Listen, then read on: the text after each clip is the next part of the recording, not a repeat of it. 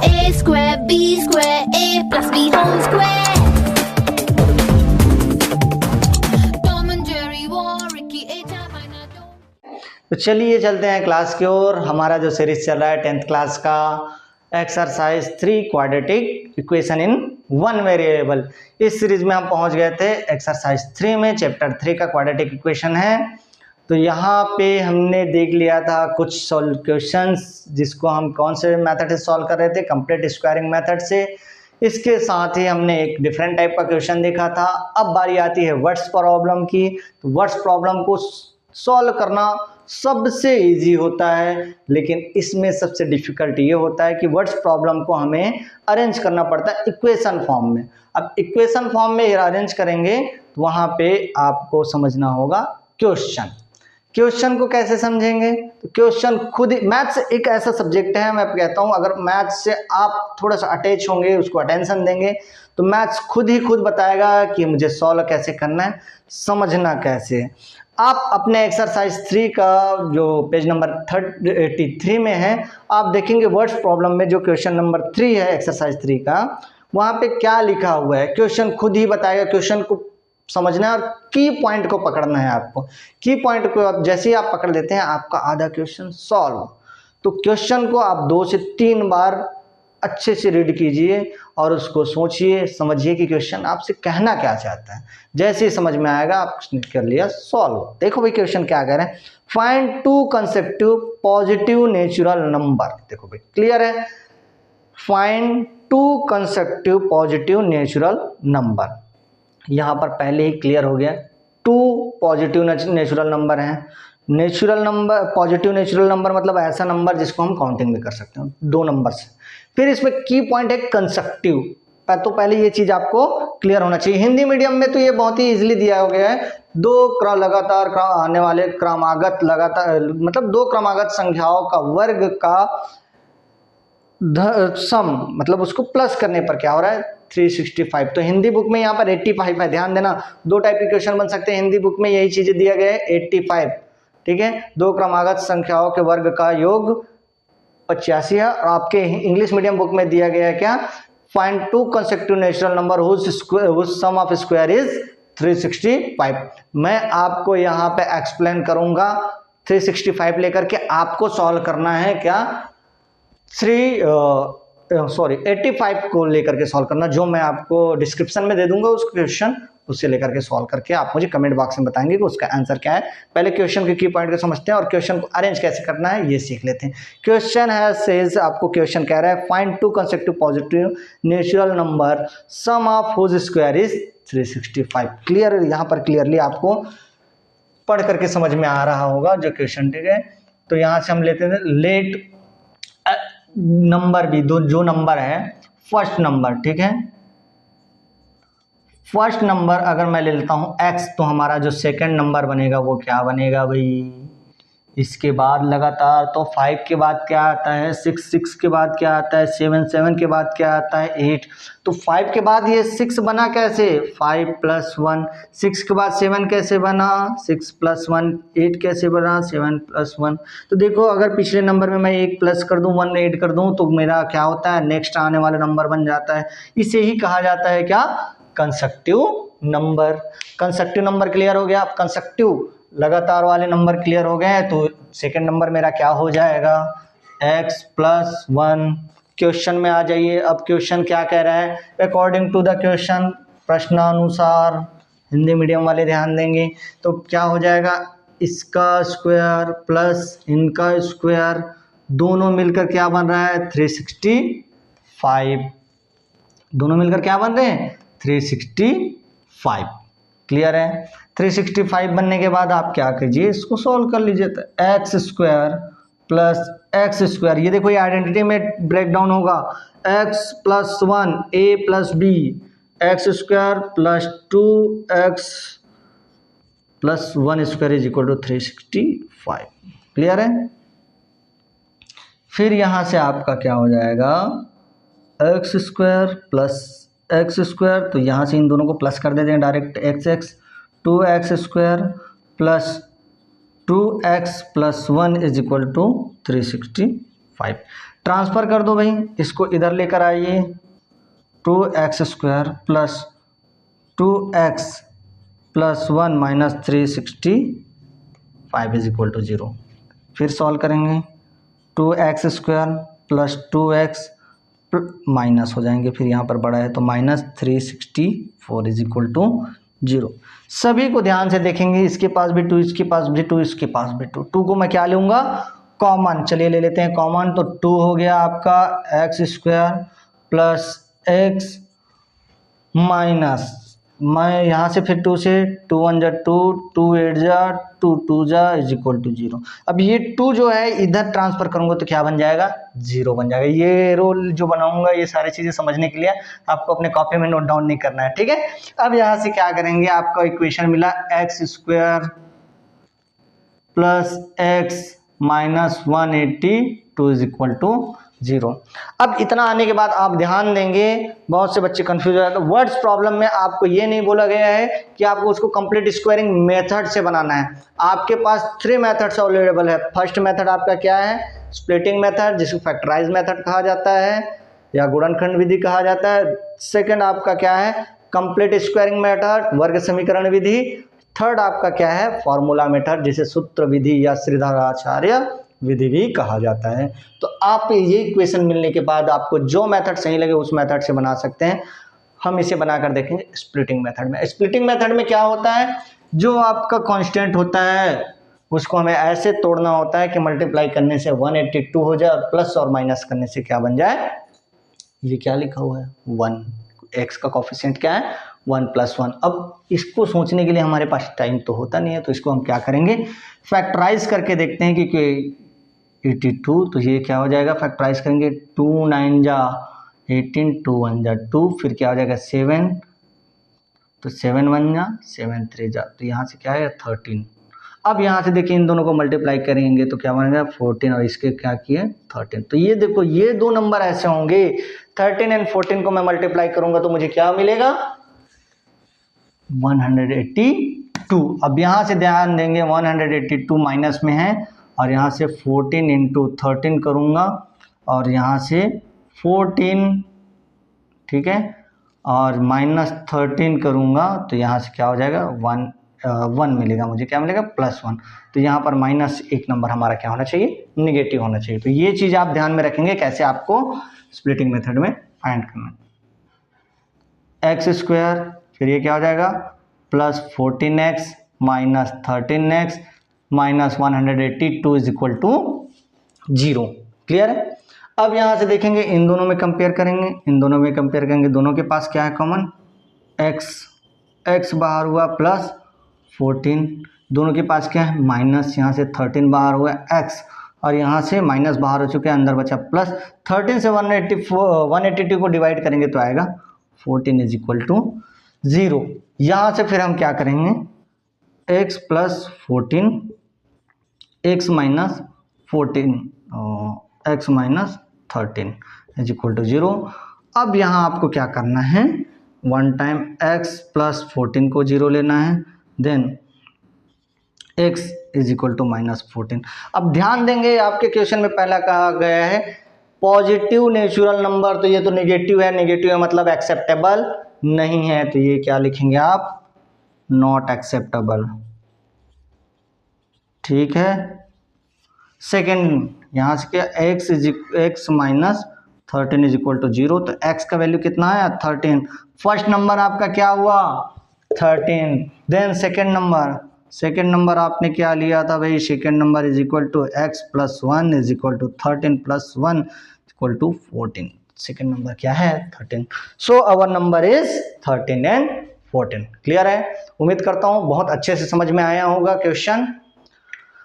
Question को आप ध्यान से पढ़ेंगे, क्वेश्चन खुद ही बताता है कि मुझे सॉल्व कैसे करना है, ठीक है। तो क्वेश्चन को पढ़ना इज फर्स्ट प्रायोरिटी है, 2 बार पढ़िए 3 बार पढ़िए, जब पढ़ने पर भी समझ में नहीं आया तो आ जाइए राज सर के क्लासेस में अटेंड कीजिए, ठीक है।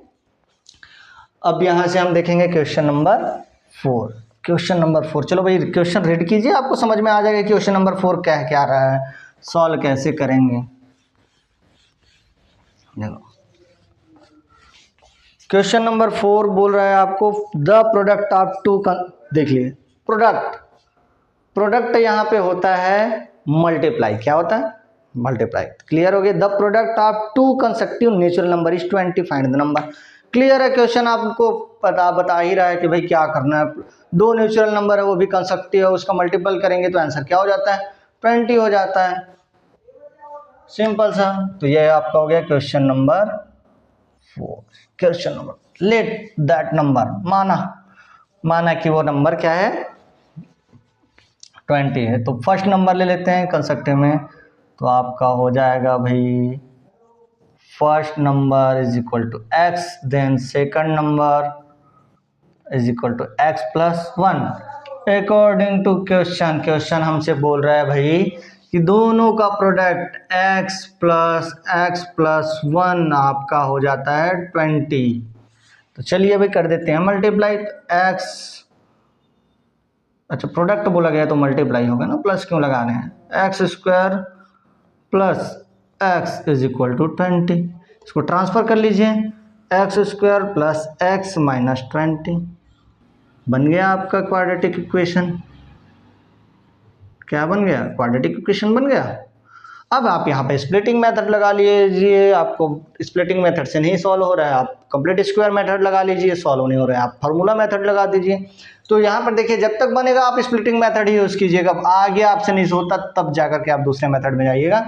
यहाँ पर क्या लिखा हुआ है 20, आपको ऐसे नंबर थिंक करना है कि मल्टीप्लाई करने से माइनस 20 हो जाए, ठीक है, माइनस 20 और प्लस 1। तो यहाँ से क्या हो जाएगा 4 इंटू 5, तो इसको 5 इंटू 4 कर लेते हैं ना भाई, क्या दिक्कत है। तो यहाँ से क्या हो जाएगा माइनस में आ गया 5 minus 4, this is your terms. तो वो दो नंबर कौन से हो गए 4 एंड 5। तो मैं इसे कैसे लिख सकता हूँ, x square plus 5x minus 4x minus 20 is equal to 0। इन दोनों में आप क्या कीजिए कॉमन देख लीजिए, तो यहाँ पे आ गया x, बचा क्या x प्लस 5, दोनों के पास माइनस है, बाहर हुआ 4, अंदर बचा x plus 5 is equal to 0। अब 0 के बाद आपका आता है क्या आगे का सॉल्यूशन, x प्लस 5 इधर से कॉमन, इधर हुआ x minus 4 is equal to 0। 1 time x plus 5 is equal to 0, second time x minus 4 is equal to 0, then x is equal to minus 5, जो कि हमारे पास क्या होगा अनएक्सेप्टेबल होगा, ठीक है, या नॉट एक्सेप्टेबल, ठीक है। सेकेंड होगा x is equal to plus 4, this is your first number. हमने एज्यूम क्या किया था x, second number is our second number क्या हो जाएगा भाई, क्या हो गया second number x plus 1, so our second number is 4 plus 1 is equal to 5, this is your answer. उम्मीद करता हूँ ये भी क्वेश्चन आपको अच्छे से समझ में आ गया होगा। धीरे धीरे प्रैक्टिस करते जाएंगे, आप बहुत अच्छे से सीखते चले जाएंगे। प्रैक्टिस इज द मस्ट, बहुत ही इंपॉर्टेंट थिंग है। आप जैसे जैसे प्रैक्टिस करोगे आपको मैथ्स इजी लगने लगेगा, और मैथ्स रियल में है ही इजी, लगने वाली बात ही नहीं है, जो इजी है वो है, आपको सिर्फ क्या देना है उनको अटेंशन देना है, प्रैक्टिस देना है बस।